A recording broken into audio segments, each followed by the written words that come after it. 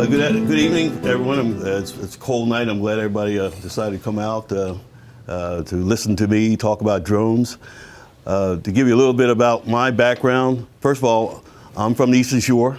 I grew up about 30 minutes from here in Ridgely, Maryland, so I'm a local.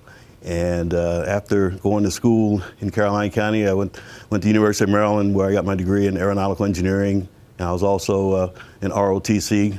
And went on to a 20-year career in the Air Force as a navigator in KC-135s and also as an engineer. In fact, I was one of the few folks who, as an Air Force officer, was able to teach at the Naval Academy. I taught engineering there, so and I also learned how to be a flight instructor there. So that's where I became interested in flying little airplanes at the Naval Academy. I just recently retired from the FAA as one of their aviation safety inspectors, one of their operations inspectors. I was in the General Aviation and Commercial Division, and there we're pretty much responsible for the little guys. So that's where my interest comes. I'm also a CSP, Chesapeake Sport Pilot flight instructor, fly out of here. I've been with CSP for about 8 years now.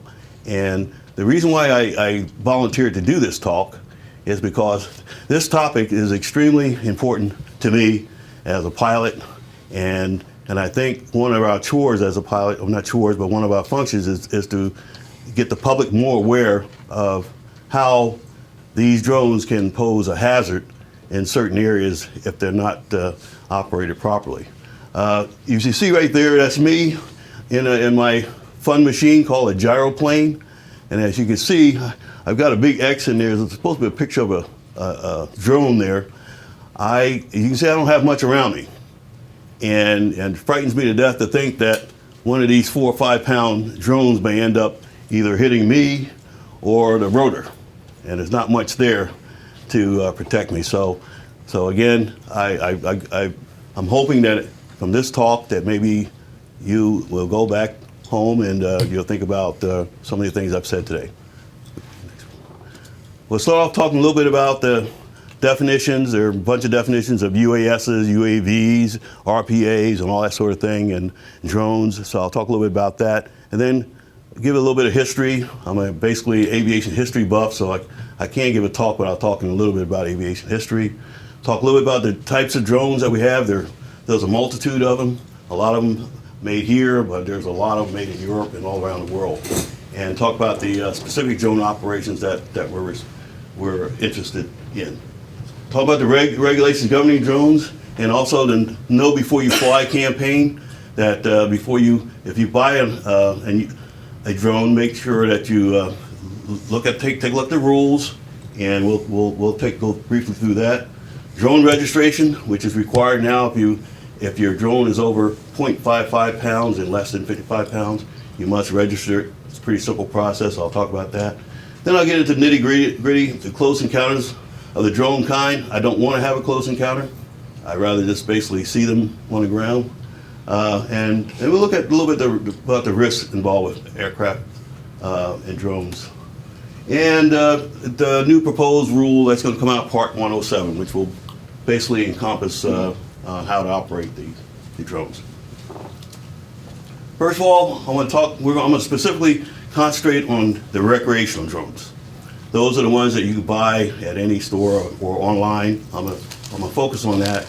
And basically, I want to say here about those vehicles, they're generally not designed to any kind of aerospace standards. They don't have any avionics on them. You can actually build them yourself and go to the hardware store and put them together. And and they're not really designed to be certificated in any airworthy sense. As opposed to when we talk about unmanned aircraft systems, UASs, basically there are 3 elements whenever you talk about a UAS. And here we're talking mainly, first of all, you have the unmanned aircraft itself, which generally are built to some kind of, use aerospace materials, some kind of standards. They also have a ground control station, and they have an operator with a data link to the UAS, and that sort of thing. And some of them are able to be certificated if one wanted to go through that process. They're built that way. But we're going to focus primarily on the recreational drones. From way back when, one of the early, I call it drones, was the Langley Aerodrome. Now that was a drone designed by Samuel Pierpont Langley, who at that time was basically running the Smithsonian Institution. And basically this is a steam-powered unmanned drone, okay? It actually was launched off of the top of a houseboat in the Potomac. And actually that's Aerodrome 5, which actually flew about a half mile, about 80 feet, going about 25 miles an hour, pretty much a straight line. The one after that, Aerodrome 6, actually flew 1 mile. They stayed up about a minute and a half, that sort of thing. But I consider that the first. Now, the results were so successful that Langley went on and built a full-scale version to carry a person. And he was actually trying to beat the Wright brothers in 1903. He actually had 2 attempts, one in one in October of 1903, and the other one in December 8th of 1903. And he got a brave volunteer named Samuel Manley, and he basically went on to try to attempt to fly one of these things off of the houseboat and landed in the water 2 times. They got him out, he wasn't hurt, but obviously he wasn't ready for prime time yet. Now we move on to World War I. We have the Kettering bug, and here we have the Kettering bug was actually designed in Dayton, Ohio, and actually has some of the Wright brothers had inputs to that. It was designed for the battlefield. It was basically weighed about 300 or 400 pounds. It went about 50 miles an hour, and it carried a warhead of a couple hundred pounds. But they never really saw any combat in World War I, because they were afraid that when they launched it, that it was so unreliable that they were afraid their own troops, the friendly troops, would be maybe bombed upon if this thing didn't work quite right. So they canned that plan. Next, we probably all heard about the V-1, the buzz bomb, built by the Germans, powered by a pulse jet engine, and carried an 1,800-pound warhead. They launched thousands of these things, and basically they were unmanned, and they basically had a pretty good guidance system. However, it was actually easily defeated in the air. It could go about 400 miles an hour, and they launched thousands over Europe. The one below that is actually the Ryan Firebee, which is actually, it was designed in the 50s, but it actually had variants up into the late 90s. And this here was basically a target drone powered by a turbojet engine, and it was basically just for target practice. It would be carried by the C-130 aircraft. We were supposed to not hit one. Right. And we did. You did hit one. We put off the USS South Carolina, we put a surface-to-air missile right through the thing and busted it up. Got all kinds of hell for it. We're supposed to miss. Interesting. Yeah, I was surprised that they were really put GPSs in them and everything up to the late 90s, so they still were flying around quite a bit. The recovery of these things, they had a parachute and they had a helicopter would come and do the recovery of air recovery. Now the types of drones, I apologize for this one here. Basically, you can use them for many purposes. If you're interested in video streaming, the top one here, this is the DJI Phantom 2 Vision Plus. You can get that for pay $1,300, and that's a pretty popular one there. Weighs a few pounds. If you want to just have everyday fun, the Parrot mini drone here, basically you can buy this for about 90 bucks. For beginners, I would recommend something like the Walker QR Ladybird here. You can get this for about 80 bucks. Those interested in stunts, aerobatics, that sort of thing. I have the Blade. This is the Blade 350. I've got the Blade Nano QX here, which is basically a beginner one. Okay, this is a pretty neat little toy. Ready to fly. You pull it out of the box, put the charge up the battery, and you fly mainly for indoor use, nothing else. But I still would not like to have one of these things hitting me in my face. I mean, that's a big bug. I mean, so I'm kind of concerned about these two. Realistically, how high does that one go? Right now, I've only had it as high in my ceiling in my house, but I didn't see any limit to how high it could go. I'm sure it could go somewhere. If I'm landing here, I'm not that high, and somebody has one of those things on the end of the runway, I'm not sure. I just wouldn't want to be hit by one of these. Most of those are controlled by infrared signals, and so Yeah, you wouldn't be able to go get very far, yeah. yeah. Right there. Yeah. Okay. Now here's there's one of the takeaways I want to have here. Basically, three types of UAS operations. You have the public aircraft operations, with governmental. Basically, they're under government statutes. And next to that is the civil operation, which gets most of the attention now, because that's the commercial operators, working those folks in that field, the folks who want to do filming and that sort of thing, and let's say your real estate agents and stuff like that. And then we have the model aircraft, the hobby or recreational use only. So these are the three primary operations, and I'm going to go through each one of these, and so we'll have a good firm understanding which operation one belongs in, because they have different rules governing each one. Next one. Public operations. Public operations are basically, as I said, federal statute to certain government ops within the U.S. airspace. Now, the information governing these operations are in the advisory circular AC 00-1.1A, Public Aircraft Ops. This is where you would find out whether your operation falls into that category of public aircraft operations. Okay. Common public aircraft operations include law enforcement, firefighting, you have the disaster relief, those sort of things. So these, when you see these kind of operations going on, they're generally public aircraft operations. Now, to do that, you have to get what we call an FAA Certificate of Waiver or Authorization, commonly known as COAs. Anybody in this business, that's the word, the buzzword you hear, COA. And that COA that's what gives you authorization to operate that UAS or that drone.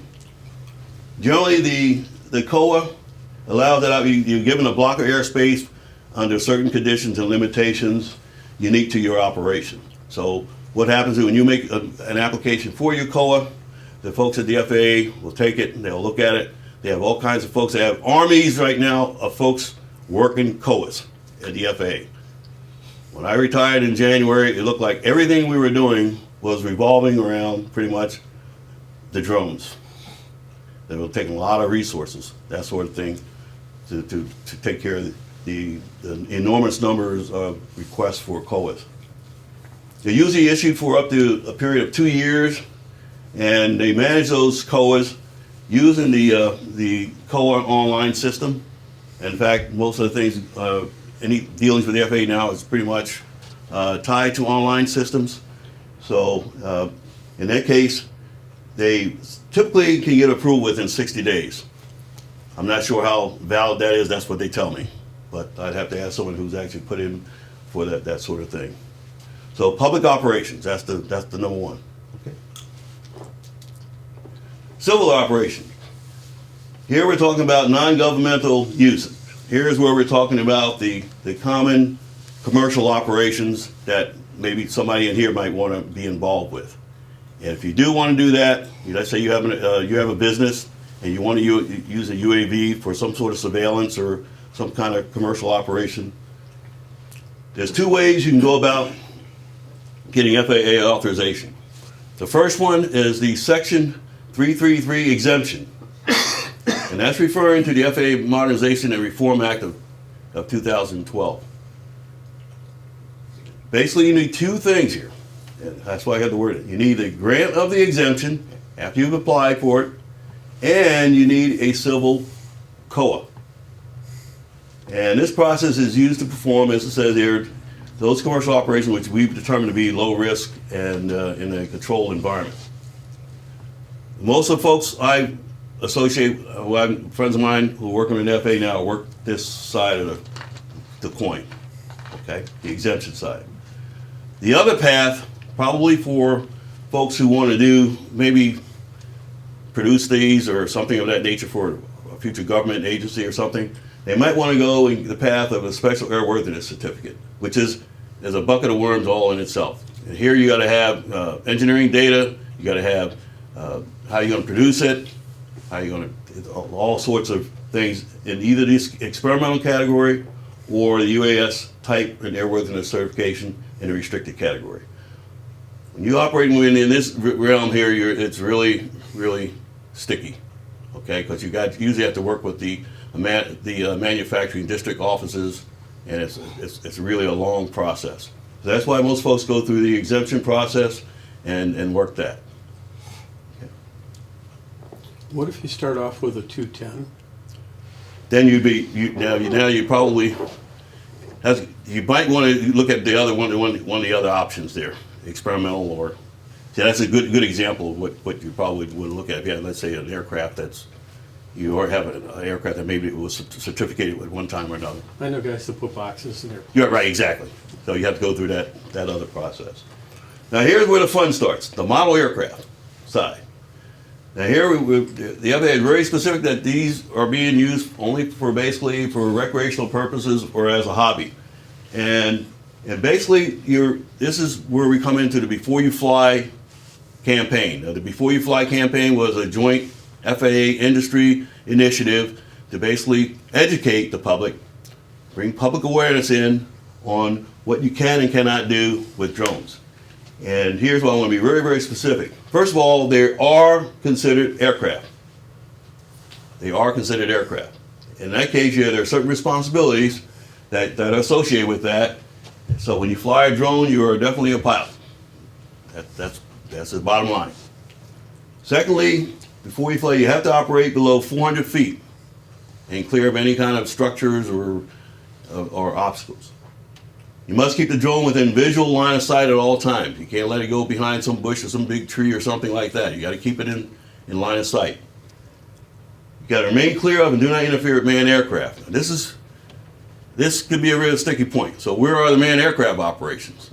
A typical drone operator is not a pilot, may not know where those areas are. We say you don't never fly within 5 miles of an airport. Well, how do you know you're within 5 miles of an airport? Okay.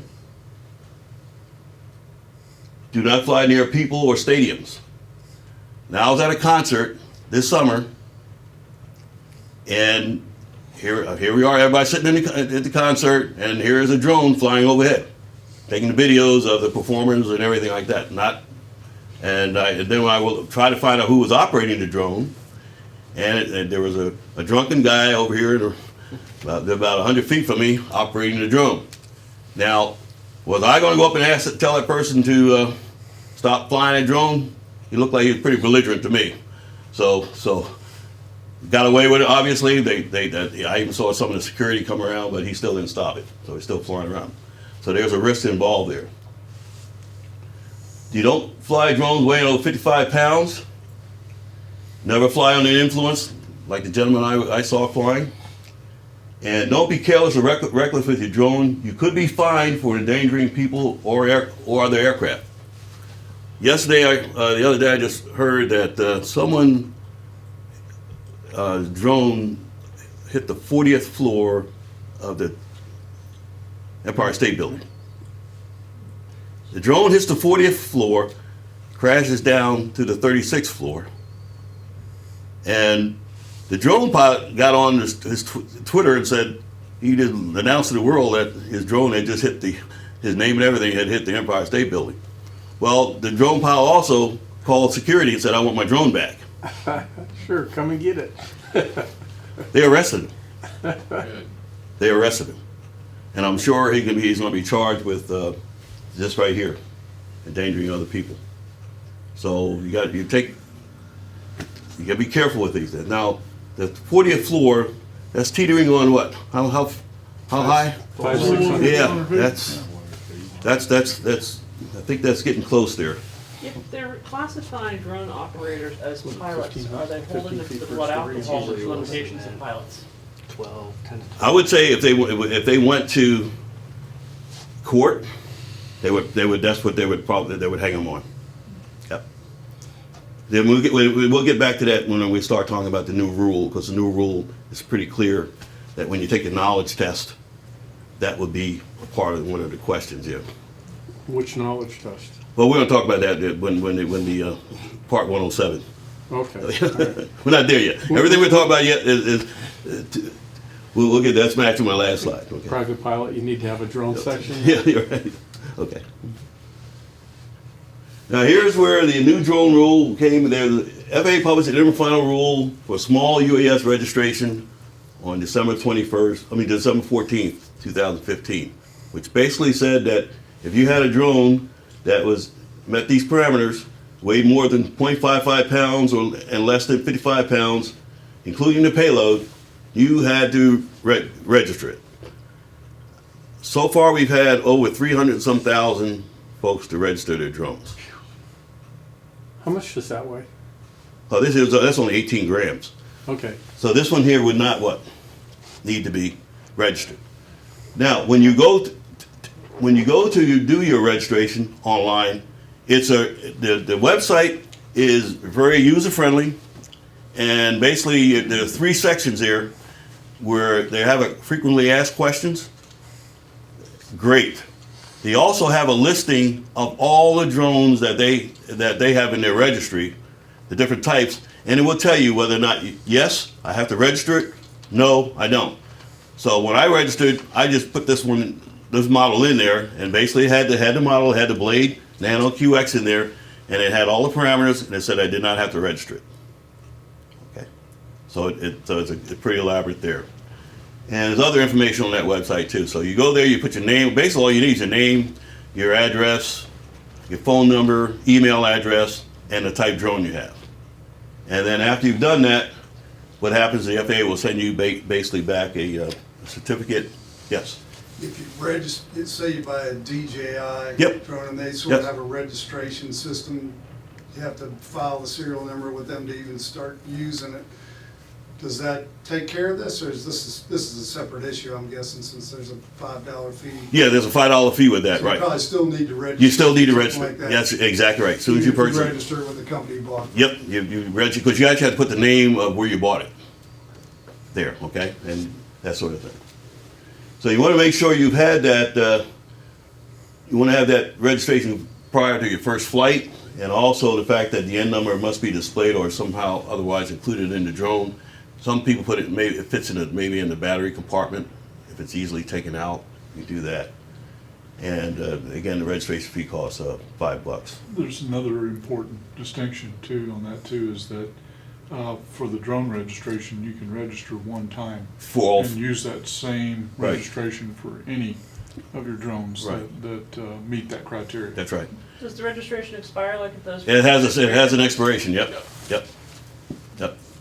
There was a email just came out today from the FAA that drone registration has eclipsed that of regular airplanes Yes. in the United States.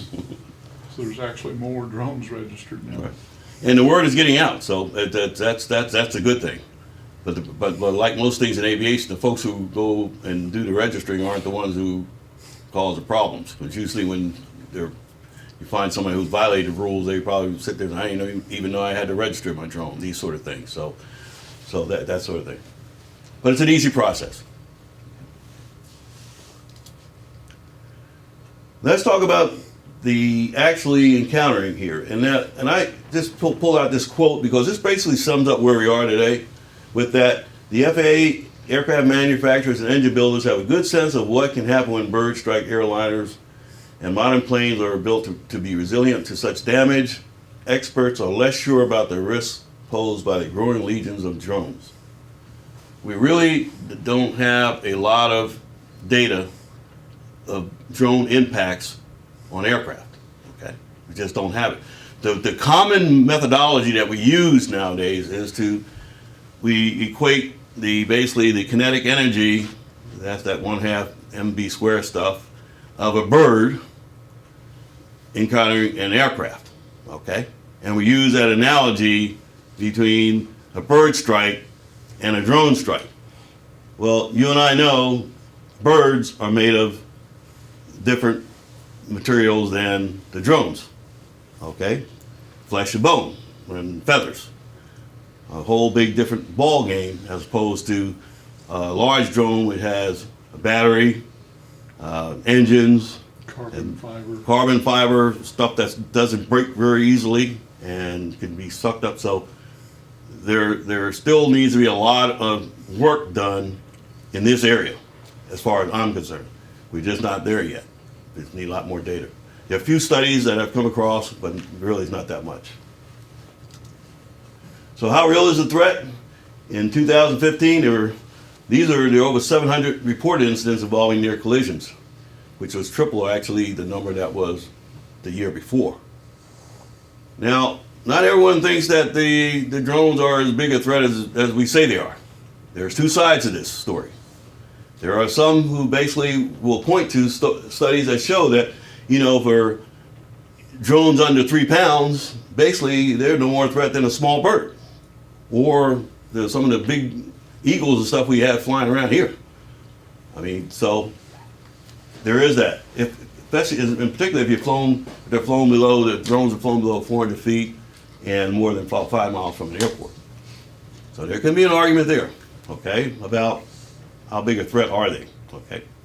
But I know for certain that operating in the area near this airport, where we do have a lot of birds, that an added threat for drone operations, it would just really, really increase the risk enormously. Now here are some of the guidelines that when we talk about using bird strike data to sort of extrapolate to drones. Your typical fixed-wing GA aircraft covered under that regulation there, the windshield has to be able to withstand a 2-pound bird mass at what we call a flap extend speed here, which is pretty high speed. And the windshield must be able to withstand that 2-pound bird basically. Airliner, on the other hand, must be able to withstand a cruise speed of 4-pound bird. So those just give you an idea of the mass that we're talking about as far as they're being able to withstand. Now, the drones could be what weight? Up to 55 pounds? Okay, that's a lot more mass than what? 4 pounds or 2 pounds. How much is an eagle or an osprey? I'm gonna have to structure your biology. Maybe a few pounds. Well, I would say 4. Ducks, not eagles. Oh, what's that? I'd guess about 10 pounds. Maybe, yeah, probably. Yeah, Yeah. that's what I'm thinking. Yep. Big birds more than 4 pounds. Yep. So, in fact, they use a cannon. They shoot these dead birds, and to prove that they can withstand that. Now, the rotorcraft, a commercial rotorcraft, basically, just what happens here is that it's got to make sure that the non-dangerous fragments it doesn't shatter, basically. Now, the engine is interesting. The turbine engines, like on a jet airliner, they actually have to withstand up to 8 pounds at basically about 200 knots, and still not have any engine effects. So to be able to suck a bird up like that, that's pretty amazing. But that's a soft bird. I mean, I'm not sure whether I take an 8-pound drone and try that. It hasn't been tested yet. No one's done that yet. I guess the engines cost quite a bit of money. Your typical turbine engine. But I'd volunteer. I'd buy an 8-pound drone and say, hey, use this and see what happened to the engine when it gets sucked in there. Okay. We're going to have to start doing things like that, actually. I mean, but what? Every drone is built differently. There are no standards, right? They're all different kinds of configurations and what have you. Propeller. Interesting. With propeller design, again, where did they get this 4-pound bird from? Everything's 4 pounds or 2 pounds. Okay, at high speeds, it basically should be able to withstand that too. I guess it chops it up. And so these are just some of the guidelines, and these are the regs that basically do your certification that they have to prove that they can be able to withstand that. But all I see there are very small mass numbers. So that's my takeaway. Small mass numbers, nowhere near what we're talking about as far as some of the commercial drones. So who knows? Now here's one picture of the damage caused to a C-130 after colliding with a shadow drone.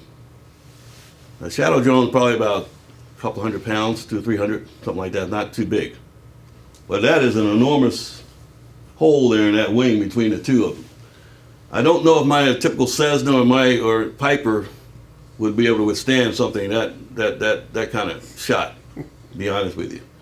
But that's 200 pounds. So, but even a 55-pound impact on a wing of an aircraft would not be would be a pretty scary situation. I've had birds hit me, but nothing of that, not a big one. But I've seen pictures of birds going through the windshield.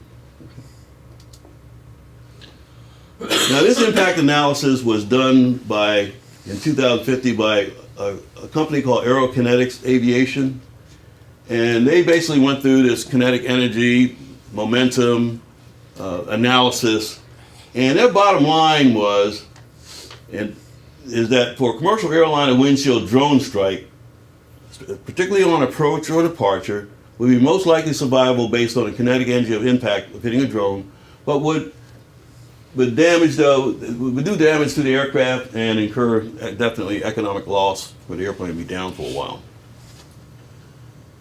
That's comforting, I guess.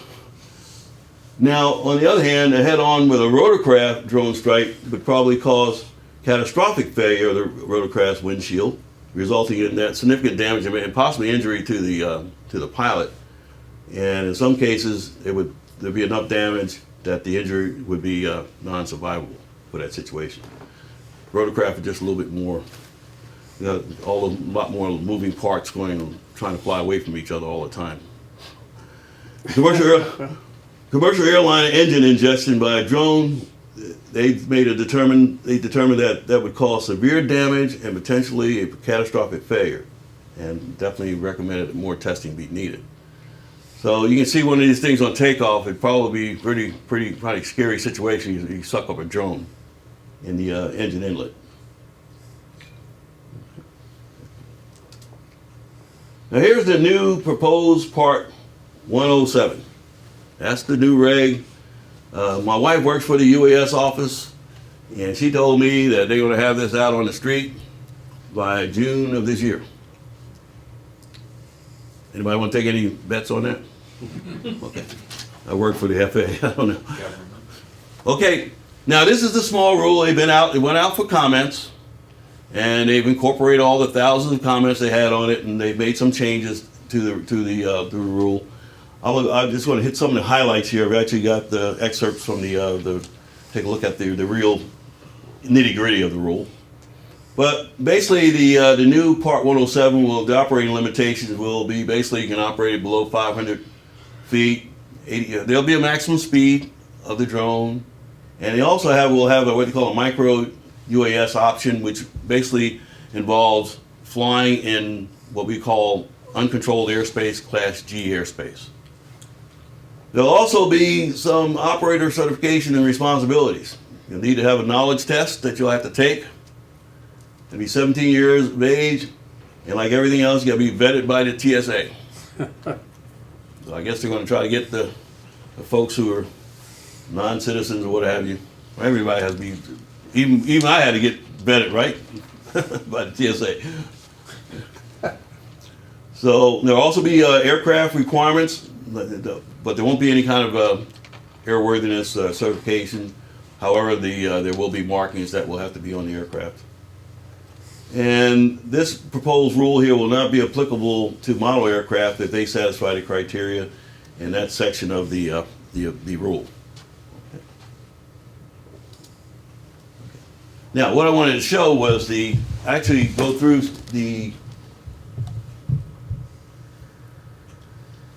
this is the operational limitations for that new proposed rule that we're coming under. A lot of the things you've seen before, under 55 pounds, visual line of sight, these sort of things, but they now have you can only be operated in daylight conditions, daylight only operations. May use a visual observer, but not required. Let's see here. Here's the maximum speed. Now they got some no operations are allowed in Class A above 18,000 feet. I don't think anybody's going to be up there. You can go up there. You can operate in the special airspace here with ATC permission, and you can operate in the uncontrolled areas. So you see, there's this whole slew of rules associated with it. And this is just basically a summary of them too. So you can see where we have it. Now let's look at the pilot certification part here. We see I have a question. They don't have any requirement for any lighting or any kind of collision avoidance Because you're anyway? not, no, that's right, because that's what they figure, you're gonna be flying in the daytime only, right? No ad speed? Yep. Are Not they required. prohibiting night flights? Then you'd have to apply for some sort of waiver. But right now, they're not, they're prohibiting right now. Here you see the pilots of the small UAS are considered operators, as we said before. They were required to take the initial test at an FAA approved knowledge testing center and be vetted by the TSA. That's all they say, right there. Let's see here. Here we go. Some more stuff here. You got every 2 years you got to take a test, recurrent test, 17 years of age, and almost like like regular pilots, the big you got to report an accident, and also make available to the FAA upon request. The inspection or testing, any associated documents required to be kept under the proposed rule there. So this is basically very similar to what we operate under as pilots now. You got to do a pre-flight. They actually specify you have to do a pre-flight inspection before you fly. Airworthiness requirements.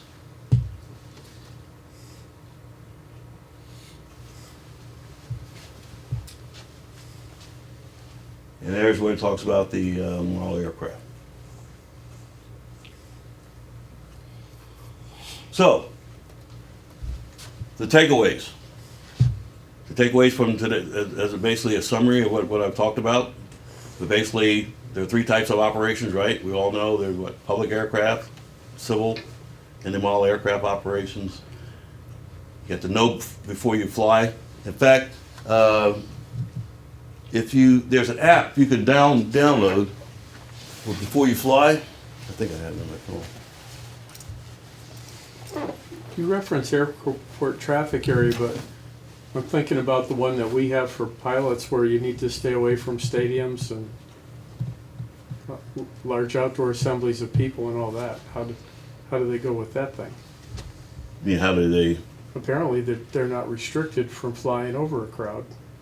You look at that. I think if you go back up there, it does mention Said that. something about stadiums. Yes, there, right.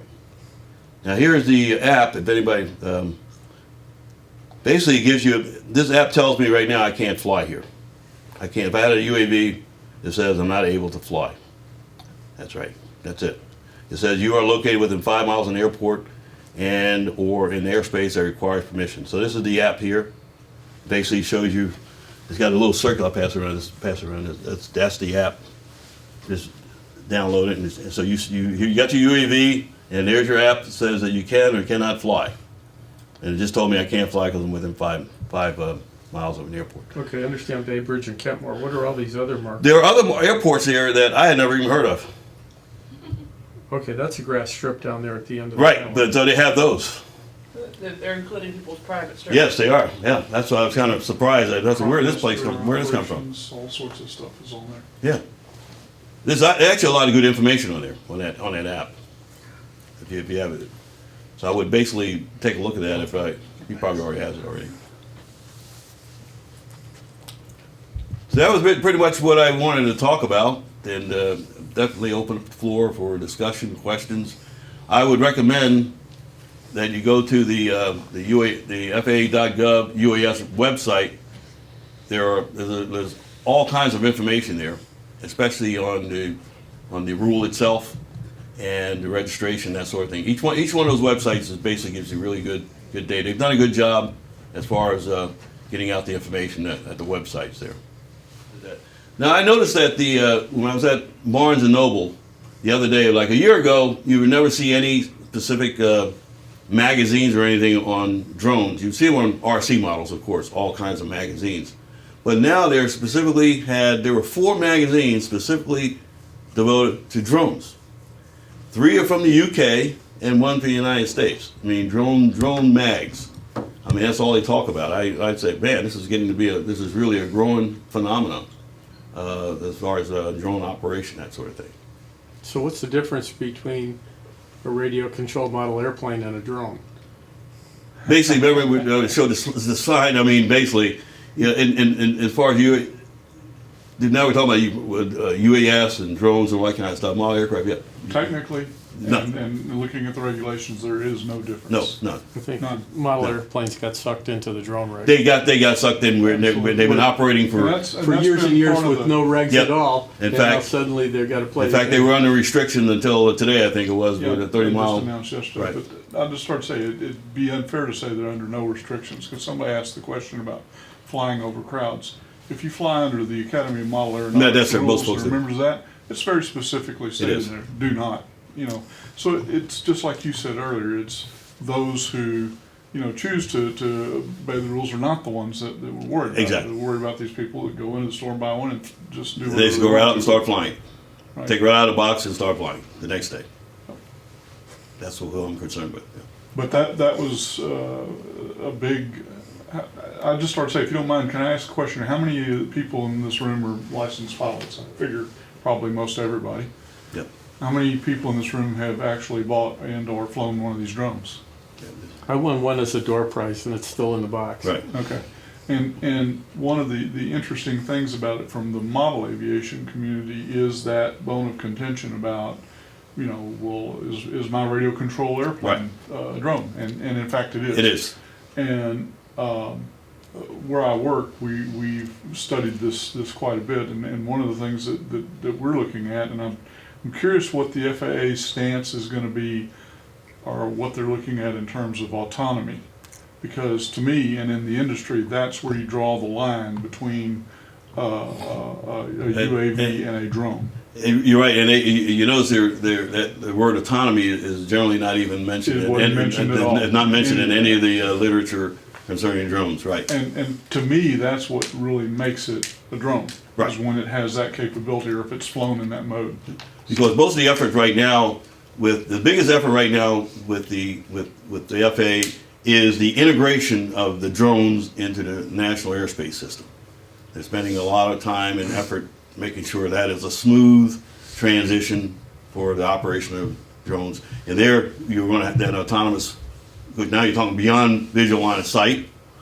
Right. So now, and we have technologies like ADS-B and all these sort of things that come into play. Yep. And some of the better or more responsible manufacturers who are getting on board with the FAA and some of the regulations are doing things like you mentioned, before you fly, that was done in cooperation with Yes. AMA. Some of the manufacturers like DJI, Right. that you mentioned earlier, Right. have taken that a step further.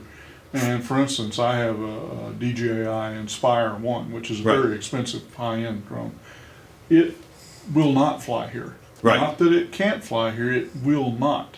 The They have inside restrictions are built built into the into. software. It will not even let you power it on if it's sitting right here at this airport. because it takes So, the geographic, I it takes the GPS Yes. positioning and says you can't fly in this area and it won't do it. It won't let Right. it do it. Yeah, jam the GPS, it's easy. But nobody's Yeah. brought up during any of this, which I think would have been a much better way to deal with this, are the restrictions on kites. The FAA has regulations It's a tethered, on kites, and they're very simple. You can't fly them above a certain altitude. Right. You can't fly them to a certain number of miles from an airport, and you have to put a light on them if you're going to fly them at night. right. It's a tethered, You know, nobody's required to do a TSA background No. check to register their kite or Right, any of this right, other right, stuff in right. there. You know, I don't know why on earth they couldn't have just put the same rules on these things, because the rules that they've got are only for the people that are law abiding. that's always my point, that's it. It's just so ridiculous that we're spending taxpayer dollars on Those this. kites are kind of small in mass.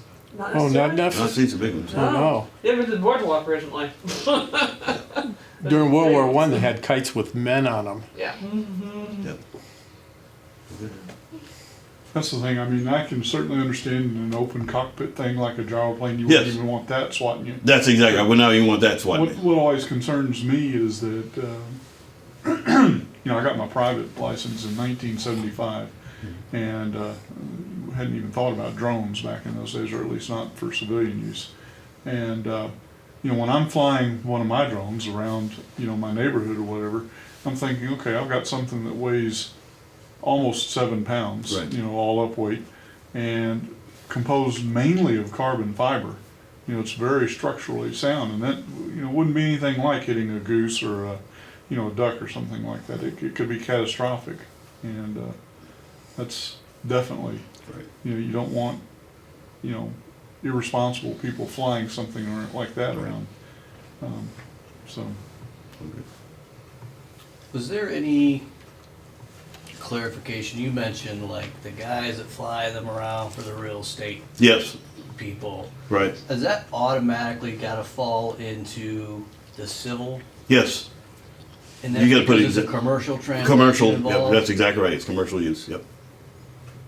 Is there any follow-on information to that? Because the reason I came here tonight is I'm in commercial Sure. construction. Right.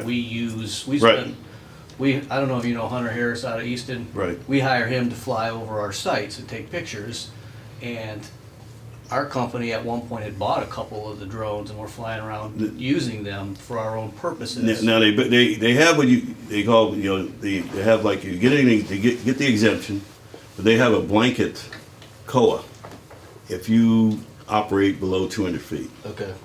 So there's an easier way of the I path, thought there was some. easier way of doing it if you want to do that, go that route. Yeah, Okay, there is a blanket called because they were getting tired of all these right.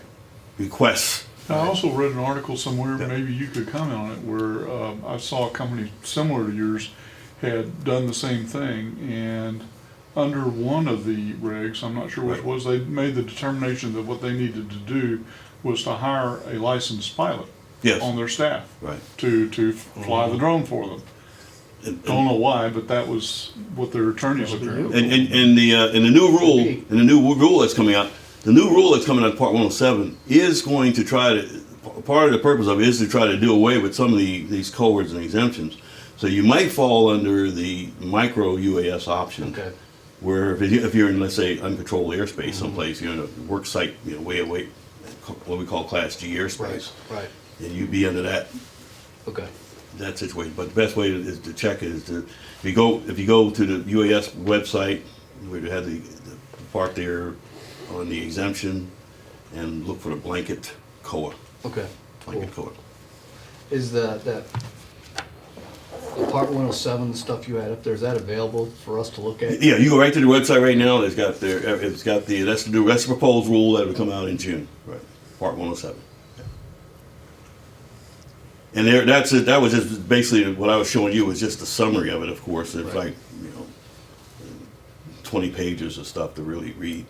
And when you read the rule, you'll read the rule, and part of the preamble of any of these rules, it basically addresses the questions that I'm not belonging to FAA anymore, that the FAA got when they went out for the comment period, and how they addressed them. And a lot of times, if you read the preamble, you say, "Oh, this is the thinking of the FAA," and that's the reason why the rule is published the way it is. One of my last two jobs at the FAA, I was a team lead on a rule, which now I know why it takes 5 years to get a rule made. But I was on a rule I was a team lead for 2 years just getting the rule written. And then we had to go out for comment, Right. get the comments back in, go through every comment, put them in buckets, and then write it up again. And then go out and get it approved. First of all, you got to go get it coordinated through the FAA, and then go out with the rule again. So it takes years. Yeah. But part of that process is knowing the preamble is what the FAA is thinking on these kind of things. Okay. I think if you went through the Part 107 rule, you'll be. In fact, I wouldn't even think about doing any operation unless I looked at the rule and said, okay, because it will simplify things. The purpose of it was to simplify things. Any other questions there? It's been fun. Do we get to fly yours now? I kind of was not. I'm a better pilot with his big airplanes than this. In fact, my granddaughter told me I was a horrible pilot. She said, "Is that how you fly?" She's 4 years old. Then it was easy. I wasn't sure what audience to expect here. I had contemplated bringing my Inspire, Oh, okay. just as if you're familiar with, Yeah, I know which one it is. Yeah, It's very well suited to fly indoors. yeah, indoors. Yeah, right. But it's I- large. Right. I would not try to do this because I'd have liability issues when I hit somebody upside the head with mine here, and I don't think I'd want to. I don't think Helen would pay for my the workman's. You've got workman's comp now. Okay. But yeah. Full liability and workman's comp. But I'm hoping everybody had some takeaways. That's the main thing is that, you know, some of the things I talked about. I said earlier, public awareness is key. The more folks you go out and spread the word, they just got to follow the rules. Like anything else in aviation. Good. Well, thanks for coming. I appreciate it. Thank you. Thanks.